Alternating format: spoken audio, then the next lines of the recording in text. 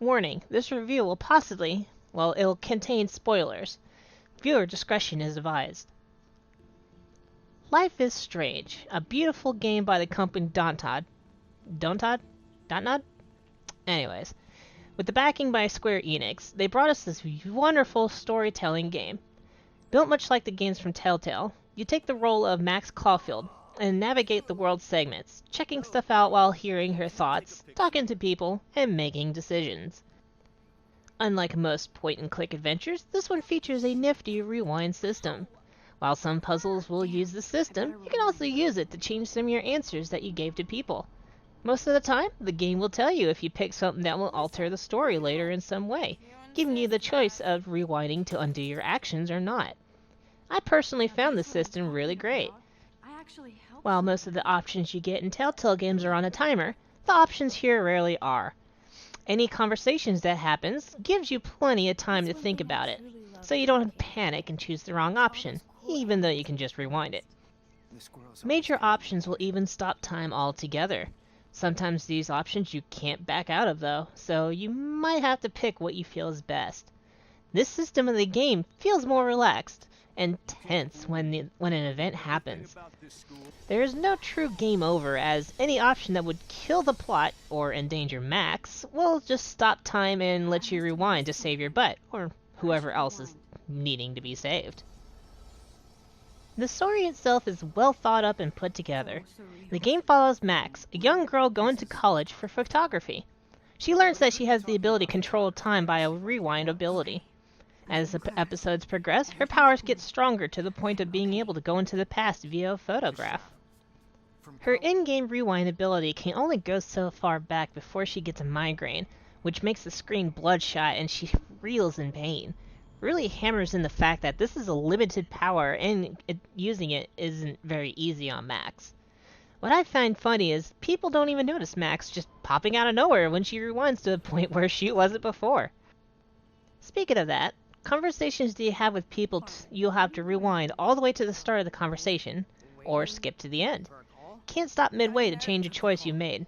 Luckily they thought of that and gave you a skip option to fast forward segments of the conversation. Sometimes it cuts off in the mid part of the fast forward, so you just have to hit the button again. But it'll always stop to a point where you have an option to pick. The game plays sort of like a typical point-and-click game. You're in control of the camera and you use it to point at stuff while clicking to have Max walk over to do whatever it was. You control Max personally, so you have to wander around to find out what's needed to advance. You are given options that will affect the outcome of the next episode. It's sort of like a pick-and-choose adventure, like this scene I showed earlier. Some of the choices are meaningless, while others span across episodes. Like if you choose to water Lisa, which is Max's plant, on episode 1 and 2, she's dead on the third episode, which Max is pretty saddened by. I love these kind of things, which Telltale excels very well on, but in the end it pretty much didn't matter. You're given a final ultimatum, which it's kind of like how Mass Effect 3 had it. Save the town or save Chloe. If you save Chloe, the ending is pretty bland. The town is wiped out. Yeah, all your options up to this point would be moot anyway, since, no one's left but you and Chloe. Which you two drive out of what's left of the town and cue credits. So, what if you chose to save the town? You go back, you don't fix what has started this whole mess. Everyone's alive? Well, except for the one person. But here's the annoying kicker. Nothing that happened up to that point in the game is affected. Say you wasn't able to save Kate, which sadly I couldn't. She would be alive at the end. Flirt with Warren? Nothing shown if the relationship was started or not. Things like this gives me a sour feeling. Why give us all these options, all these branching possibilities, when in the end absolutely nothing's changed? Even my first adventure with a Telltale game, The Walking Dead, had different possibilities for an ending. It's still the same ending, but your actions still affected it, especially since it was carried over to Season 2. The kind of endings like Life is Strange just annoys the crap out of me. Even with all of that, one of the things I really love, though, is the ability to see what other people's picked. Like, some of these episodes had a lot of options to do, and it's interesting to see what people did, seen, or even missed. The game doesn't have much to do besides running around solving puzzles and talking to people, but there's a collectible side of the game in the form of photography.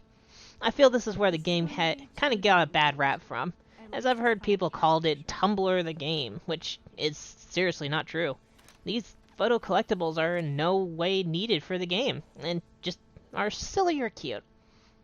I personally love Life is Strange, and would recommend others to try it. The game tells a wonderful story, with a great idea on the typical point and click, and the laid-back nature of the options. Just prepare to be let down by that ending. If you like this video, please let me know in the comments below. Don't forget, you can also catch me on Facebook, and as always, keep it cool, everyone.